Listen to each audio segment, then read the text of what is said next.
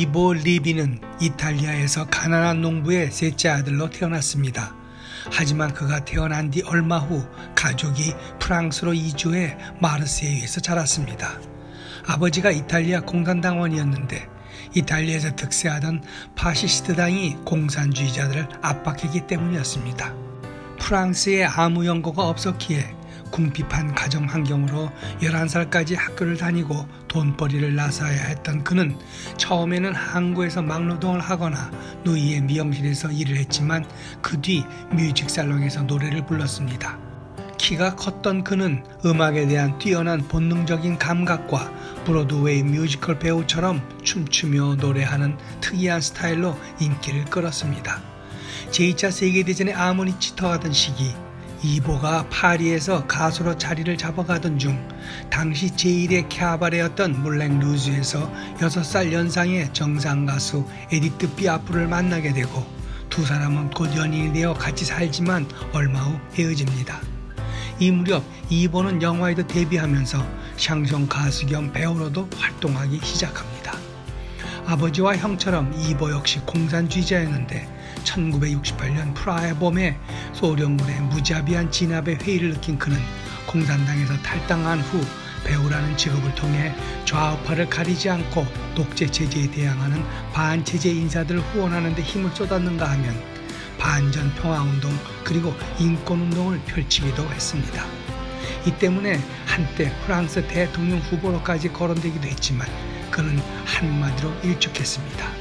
대통령의 자리가 갖는 모든 입신양명을 자신은 어느 정도 이미 이루었기 때문이며 고개사 노릇을 원치 않는다는 이유에서였습니다. 어디 그것뿐입니까?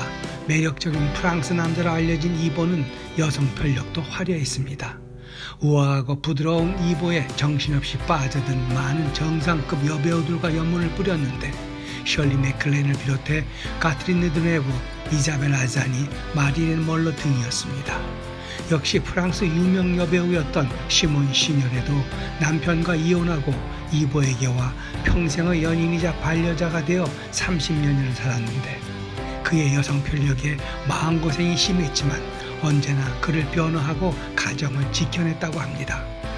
마릴린 멀로와의 연문에 대한 사회적 소란에 대해 시몬은 마릴린 멀로가 품에 앉아있는데 무감각할 남자가 어디 그리 많겠어요 라고 말했다는 유명한 일화도 있습니다. 단지 거기에만 그친 것은 아닙니다.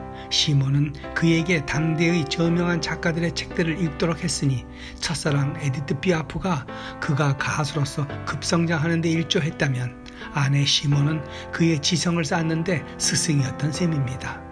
이 때문에 그가 가난으로 학력이 전무하면서도 피카소나 프레베르, 장 꼭도 등 당대의 지성들과 거리낌 없이 교요한 지식인일 수 있었던 게 아닐는지요. 그런 시몬이 먼저 삶을 마감한 후 이보는 내 인생의 진정한 위안을 얻은 여인은 아내 시몬뿐이었고 오직 한 사랑이었다고 했다고 합니다. 그래서 그랬을까요? 시몬이 세상을 떠난 후 노래를 부르지 않았을 뿐만 아니라 그녀의 묘지를 한 번도 찾지 않았다는데 그것은 시몬이 그에겐 사라져버린 과거가 아니라 늘 함께하는 존재였기 때문이라고 합니다. 그런 그에게 2년 후 새로운 사랑이 또 찾아왔습니다. 젊은 여인 카롤 아메를 만나 새로운 인생을 시작하고 67세 때 비로소 처음으로 자신의 아들 발랭땅을 얻게 됩니다. 새로운 벅찬 감동을 느낀 그는 아이에게 보여줄 아빠의 모습을 위해 다시 무대로 돌아갈 계획을 세우지만 이루지 못하고 쓰러지고 맙니다. 그의 죽음 또한 묘합니다.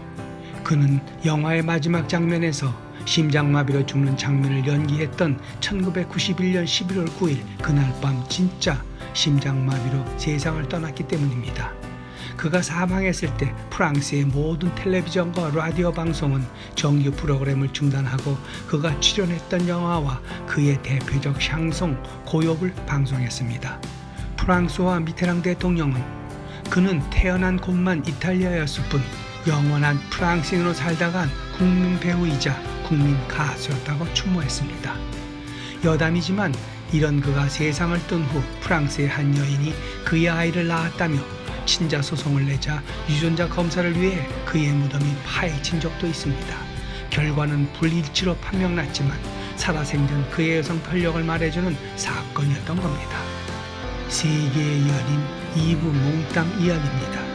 어려서 어머니가 계단 위에서 그를 부를 때 이브야 계단으로 올라와 란 뜻으로 몽따라고 했던 말에서 자신이 지어낸 예명이라고 합니다. 코비드19와 전쟁을 치르기 시작한 지 2년이 다 되어가는데도 세월은 무심한 듯 어느덧 11월입니다. 스산한 11월 하면 떠오르는 노래 중에 단연 고엽이 있습니다. 이브 몽땅이 1946년 배우로서 데뷔작 영화 밤의 문에서 불렀던 주제가입니다. 프랑스어로 죽은 나뭇잎들이라는 제목처럼 늦가을에 낙엽을 밟으며 떠나간 연인을 추억하는 내용입니다. 프랑스의 시인 자크 프레베르가 작사하고 조셉 코스마가 작곡했습니다. 영화는 완전히 실패했지만 그가 영화 속에서 부른 주제가가 엄청난 인기를 얻고 세계인들의 가슴에 남아있으니 아이러니가 아닐는지요. 노래 고엽을 대하기 전에 작사자 자크 프레베르의 원래 시 한 구절을 감상해보지요. 기억해보세요. 함께 지낸 행복스러운 나날들을. 그때 인생은 훨씬 더 아름답기 그지없었고 태양은 훨씬 더 뜨거웠지요. 나는 그 나날들을 잊을 수 없어서 마른 잎을 갈퀴로 긁어 모으고 있어요. 모든 추억도 또 모든 후회도 함께. 하지만 인생은 사랑하는 이들을 갈라놓지요. 아무 소리도 없이. 그리고 바다는 모래 위에 남겨진 헤어진 연인들의 발자국을 지워버리죠. 우리말로 번역된 고엽은 마른 잎을 의미합니다. 가을이 깊어지면 낙엽마저 마르는 것은 자연의 섭리입니다. 한 계절 푸르던 나뭇잎들이 11월이 되면 단풍 들고 낙엽이 되었다가 다시 흙으로 돌아가는 것이 우리의 생과도 닮았습니다. 해서 11월을 고엽의 달이라고 하는 이유입니다. 하지만 낙엽은 쓸쓸하고 허망한 것만은 아닙니다. 나뭇가지에는 아무것도 남아있지 않은 것처럼 보이지만 이는 나무들이 자신의 참모습을 보여주기 위한 흔적이요 또다시 새 생명을 위한 준비가 그 속에 있어서입니다.